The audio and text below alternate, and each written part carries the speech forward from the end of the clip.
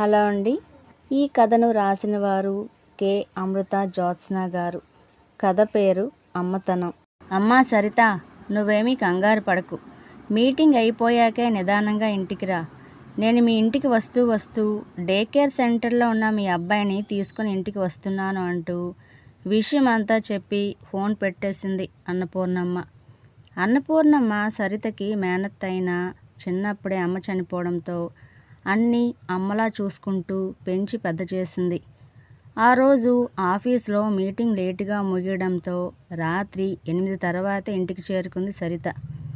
అప్పటికే అన్నపూర్ణమ్మ అన్నం పెట్టడంతో బాబు తిని నిద్రపోయాడు. నిద్రపోతున్న బాబును చూసుకొని అన్నపూర్ణమ్మను చూసి, అత్తమ్మ తిన్నారా లేదా అడిగింది సరిత. నేను తిన్నానమ్మా. పాపం అసలే ఆఫీసులో హడావిడిలో సమయానికి తింటున్నావో లేదో. నీకిష్టమని గుత్తి వంకాయ కూర చేశాను.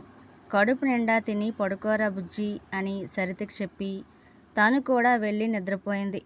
సరిత భోజనం పూర్తి చేసుకున్నాక బాబు దగ్గరికి వెళ్ళి పడుకుంది. మరుసటి రోజు ఉదయం తెల్లారింది. ఆ రోజు ఆదివారం. ఆఫీస్కు సెలవు కావడంతో లేటుగా లేచి గది నుంచి బయటకు వస్తున్న సరితను చూస్తూ, అమ్మా సరిత, రాత్రి అసలే ఇంటికి లేటుగా వచ్చావు. రావడం అలసిపోయి ఉంటావని ఏమీ మాట్లాడలేకపోయాను. ఇంతకీ అబ్బాయి ఎలా ఉన్నాడు? అబ్బాయి అమెరికాలో జాబ్ కదా, అప్పుడప్పుడు బాబుతో మాట్లాడుతూ ఉంటాడా? ఎలా ఉన్నాడు? మళ్ళీ ఇండియాకి ఎప్పుడు వస్తాడంట అని ఆరా తీసింది అన్నపూర్ణమ్మ. గత ఏడాదే కదా అత్తమ్మ వచ్చి వెళ్ళారు. ఈ ఏడాది చివరిలో రావచ్చు చెప్పింది సరిత. ఏమ్మా సరిత, బాబు రాత్రి ఏడుస్తా ఉన్నాడు, ఎందుకు అడిగింది అన్నపూర్ణమ్మ.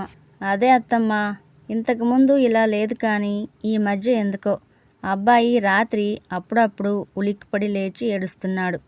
కారణం తెలియదు. మళ్ళీ నచ్చ చెప్పి పడుకోబెడితే పడుకుంటున్నాడు. ఏమిటో అత్తమ్మ, నాకేమీ తెలియడం లేదు. బాల్యంలో ఇవన్నీ మామూలేమోనని నాకు నేనే సర్ది చెప్పుకుంటున్నాను అంది సరిత.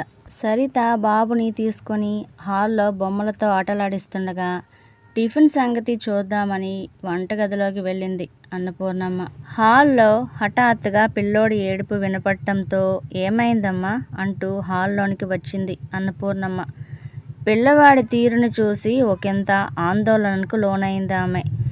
ఏమైందమ్మా సరిత, బాబు అంతగా భయపడుతున్నాడు, ఏడుస్తున్నాడు, కారణమేమిటి అడిగింది అన్నపూర్ణమ్మ. తన కారు బొమ్మతో ఆడుతూ ఉండగా కారు బొమ్మ చేయి జారి కింద పడి పగిలిపోయిందత్తమ్మ. దానికే వాడు ఏడుస్తున్నాడు. నేనేమీ అనలేదు, కొట్టలేదు అంటూ వాపోయింది సరిత. అన్నపూర్ణమ్మ ఆ బాబు దగ్గరికి వెళ్ళి ఓదార్చి ఎత్తుకొని, కన్నా ఏమైందిరా? బొమ్మ పోతే పోయింది, మరొకటి తెచ్చుకోవచ్చులే, దానికోసం అంతగా ఏడవకు నాన్న అంటూ బుజ్జగించింది. వెంటనే ఆ బాబు వచ్చిరాని మాటలతో, నేను కావాలని చేయలేదు, అది అదే విరిగిపోయింది, నన్ను కొట్టొద్దు, నా చేయి మెలిపెట్టొద్దు, నాకు నొప్పిగా ఉంటుంది అంటూ ఏడుపు మొదలుపెట్టాడు. అన్నపూర్ణమ్మకు ఆ డే కేర్ సెంటర్లో చూసుకునే విధానం పూర్తిగా అర్థమైపోయింది. అన్నపూర్ణమ్మ ఏదో చెప్పే లోపల సరితకు కూడా విషయం అర్థమైనా, డే కేర్ సెంటర్లో అంతమంది పిల్లల్ని చూసుకున్నప్పుడు ఒక దెబ్బ కొట్టినా తప్పేమీ లేదులే అత్తమ్మ, మనం సీరియస్గా తీసుకుంటే ఎలా అని ప్రశ్నించింది సరిత.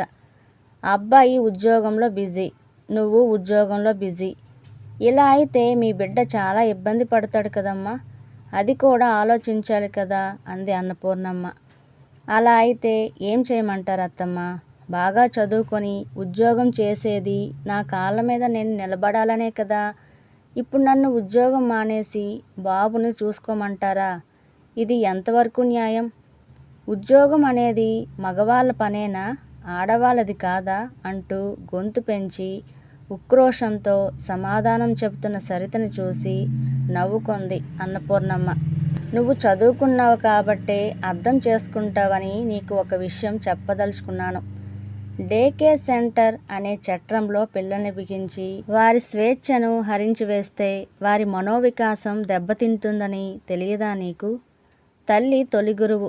పిల్లల్ని ఎలా బుజ్జగించాలో, ఎలా దండించాలో, వాళ్ళు ఎలా స్పందిస్తారో, వివిధ దశల్లో వాళ్ళ వచ్చే మార్పులు ఎలా ఉంటాయో అన్నీ తెలుసుకోగలిగేది కేవలం తల్లి మాత్రమే అనే చిన్న విషయం నీకు తెలియదా సరిత అంటూ హితబోధ చేస్తున్న అన్నపూర్ణమ్మని మధ్యలోనే ఆపి, అంటే అత్తమ్మ, నేను డే కేర్లో వేయటం తప్పంటావా అని ఎదురు ప్రశ్న వేసింది.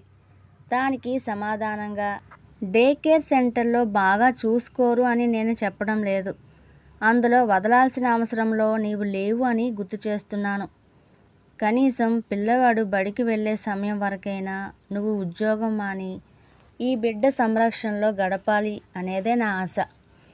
నిన్న నేను బాబుని తీసుకురావడానికి డే కేర్ సెంటర్కి వెళ్ళినప్పుడు నాలాగే తమ పిల్లల కోసం అక్కడికి తల్లిదండ్రులు వచ్చారు.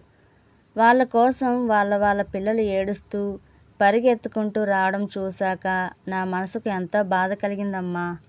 మీ బాబు కూడా నా దగ్గరికి వచ్చి గట్టిగా కౌగిలించుకొని ఏడ్చినప్పుడు నాకు ఎంత బాధ అయిందో తెలుసా? కనీసం నన్ను చూసి 1 నెల పైన అయి ఉంటుంది. కానీ ఇంటికి తీసుకువెళ్ళటానికి ఒకరు వచ్చారు అని తెలియగానే ఆ బాబు పరిగెత్తుకుంటూ నా దగ్గరికి వచ్చి హత్తుకొని బోరున ఏడ్చినప్పుడు నా మనసు ద్రవించిపోయిందమ్మా అంది అన్నపూర్ణమ్మ. అంటే నేను బాగా చూసుకోవట్లేదు అంటున్నారా? అడిగింది సరిత. పిల్లల్ని చూసుకోవలసినప్పుడు చూసుకోలేని తల్లిదండ్రులు వారికి శత్రువులతో సమానం. ఇది గుర్తుంచుకో అమ్మా. పిల్లల వ్యక్తిత్వ నిర్మాణంలో అశ్రద్ధ వహిస్తే రేపు వీళ్ళు కూడా పెద్దవాళ్ళు అయ్యాక ప్రతిదానికి భయపడతారు. అంతేకాదు, మనసున్న మనుషుల్లా కాకుండా మరమనుషులుగా మారే అవకాశం కూడా లేకపోలేదు. నేడు మీరు డే కేర్ సెంటర్లో వేసినట్లు రేపు మిమ్మల్ని ఓల్డేజ్ హోమ్లో వేసే అవకాశం లేకపోలేదు. వాళ్ళ బాల్యం తల్లిదండ్రుల వద్ద గడిపినప్పుడే. తల్లిదండ్రులు వాళ్ళ కోసం చేసే త్యాగం, సేవ, పెద్దల పట్ల వినయం, ఇరుగు పొరుగు వారితో నడుచుకోవలసిన తీరు, తోబుట్టులతో సఖ్యతగా మెలగడం అలవాటవుతాయి. పాఠంలా చెబితే వచ్చేవి కాదమ్మా ఇవన్నీ. మనతో గడిపినప్పుడే, మనలో ఒకరిగా ఉన్నప్పుడే వాటంతట అవే అలవడతాయి. బిడ్డలను తన బాల్యం నుంచి తనను వేరు చేసే ఈ డే కేర్ సెంటర్లో వేయడం వద్దమ్మా. ఇవన్నీ నీకు ఒక మేనత్తగా కంటే అమ్మగా చెబుతున్నానే అనుకో చెప్పింది అన్నపూర్ణమ్మ. అన్నపూర్ణమ్మ మాటలకి ఆలోచనలో పడింది సరిత. అయినా ఎవరిని అనుకొని ఏమి లాభంలే, బిజీ బ్రతుకులాయే. ఈ హడావిడి ప్రపంచంలో స్త్రీలు పురుషులతో సమానంగా ఎదగడానికి ప్రయత్నిస్తున్నారే తప్ప మాతృమూర్తులుగా బతకడానికి ప్రయత్నించడం లేదని అనిపిస్తోంది. నేటి కాలపు మనుషులు ఆకాశంలోని చంద్రుని తాకాలి అనే అంత ఎత్తుకు ఎదగటానికి ప్రయత్నిస్తున్నారే తప్ప మన మనసులోని లోతుల్లోకి వెళ్ళి ఆ లోటుపాటుల్ని సవరించుకొని ఎదగడానికి ప్రయత్నించడం లేదు కదా, వాపోయింది అన్నపూర్ణమ్మ. అంటే అత్తమ్మ, నన్ను ఉద్యోగం చేయొద్దంటారా? ప్రశ్నించింది సరిత. అమ్మా సరిత, నేను చెప్పేది బాగా అర్థం చేసుకో తల్లి. అబ్బాయి సంపాదిస్తున్నాడు కదా అని అంటున్నాను. నీ ఉద్యోగం పైనే నీ జీవితం ఆధారపడడం లేదు అని గ్రహించమంటున్నాను. నీ బిడ్డ జీవితం మాత్రం నీపైనే ఆధారపడి ఉంది. అది తెలుసుకోమంటున్నాను. దీని పట్ల మాత్రం అశ్రద్ధ వహించుకు అని చెబుతున్నాను. అయినా అంత దాకా ఎందుకు? ఇందాక నువ్వే చెప్పావు కదమ్మా. ఇంతకు ముందు లేదు కానీ ఈ మధ్యకాలంలోనే బాబు రాత్రి ఉలిక్కిపడి లేస్తున్నాడని. అంటే బహుశా ఇది తనని డే కేర్ సెంటర్లో వేయడం వల్ల కూడా ఒక కారణం కావచ్చని. చదువుకున్న తల్లిగా నువ్వు గుర్తించలేకపోయావా? ప్రశ్నిస్తున్న అన్నపూర్ణమ్మ మాటల గురించి ఆలోచిస్తూ ఉండిపోయింది సరిత.